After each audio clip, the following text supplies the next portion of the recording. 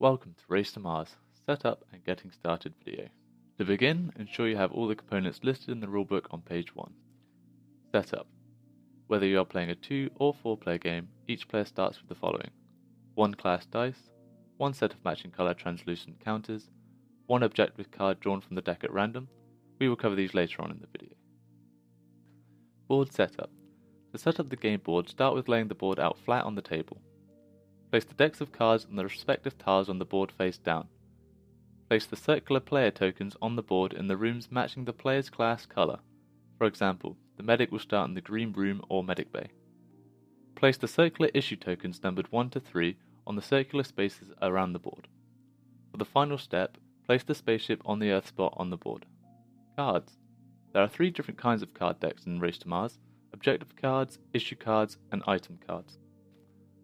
Issue cards.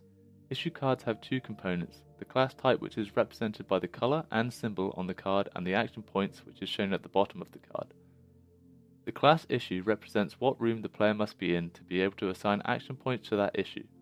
For example, if they are in the cockpit but want to assign an issue to an engineer issue, they must move to the engine room. This is true for all issues apart from the global issues, where they can be solved in any room. Once the issue is solved, the card is removed from the board and placed at the bottom of the deck. Issue counters.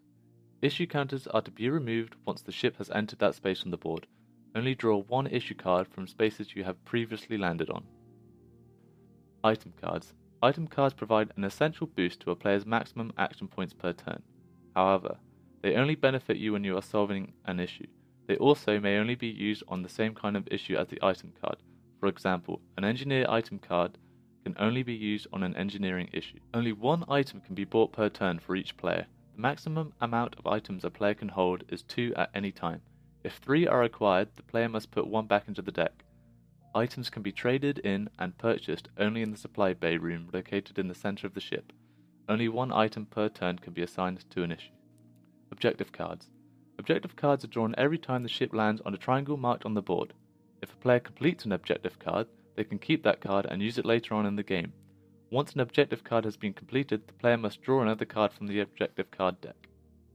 Player turns. At the beginning of every turn, each player will roll the dice to see how many action points they get.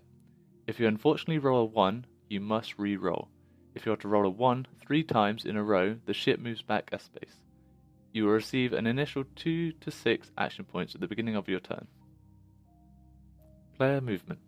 Player movement is very simple in Race to Mars. To move to a room costs 1 action point. However, entering your assigned room costs 0 action points.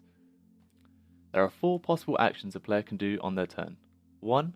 Move to a different room on the spaceship. 2. Buy an item. 3. Assign action points to issue cards. 4. Swap an item in the supply bay. Once every player has had their turn, the ship will move to the next space. Once the ship has moved, make sure to draw the amount of issue cards shown on the issue token on that space. Reaching Mars. If you and your crew are to find yourself successful in your mission to reaching Mars, you must solve all the issues currently on the board before you complete the game. We hope you enjoy your game, and good luck.